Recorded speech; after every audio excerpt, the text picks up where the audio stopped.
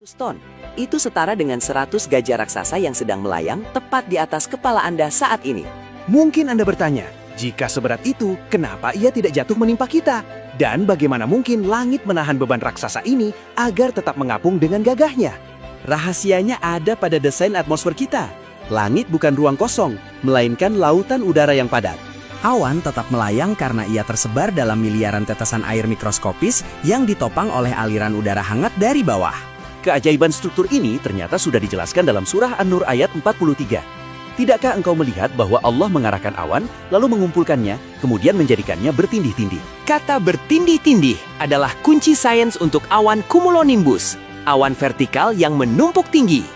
Disinilah energi raksasa tersimpan. Satu awan badai besar melepaskan energi yang setara dengan 10 bom atom. Energi inilah yang menciptakan kilat. Dan inilah rahasia mengapa tanaman jauh lebih hijau setelah hujan dibandingkan setelah disiram air biasa.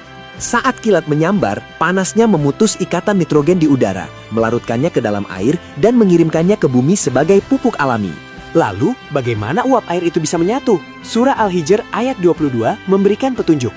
Dan kami telah mengirimkan angin untuk mengawinkan.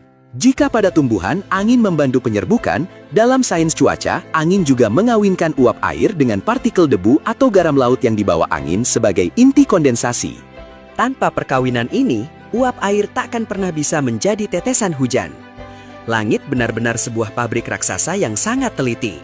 Bahkan saat tetesan itu menjadi berat dan jatuh, Allah menciptakan atmosfer sebagai rem raksasa. Tanpa gesekan udara, satu tetes hujan bisa jatuh secepat peluru, mencapai 600 km per jam. Ia tidak akan menyirami bumi, melainkan menghancurkannya. Tapi, hebatnya, hujan bukan hanya menyiram, ia juga mencuci langit. Saat jatuh, tetesan air menangkap polusi dan bakteri di udara. Itulah alasan mengapa udara terasa jauh lebih segar sesaat setelah hujan reda. Fakta lainnya, air yang Anda minum hari ini adalah air yang sama sejak jutaan tahun lalu. Jumlahnya tidak pernah bertambah atau berkurang. Ia hanya terus didaur ulang. Mungkin Anda bertanya, jika jumlahnya tetap, kenapa banjir sering terjadi? Jawabannya bukan karena air bertambah, tapi karena keseimbangan distribusinya terganggu oleh tangan manusia. Hutan yang harusnya menyerap air, kini berubah menjadi aspal. Siklus air adalah pengingat dari Sang Pencipta.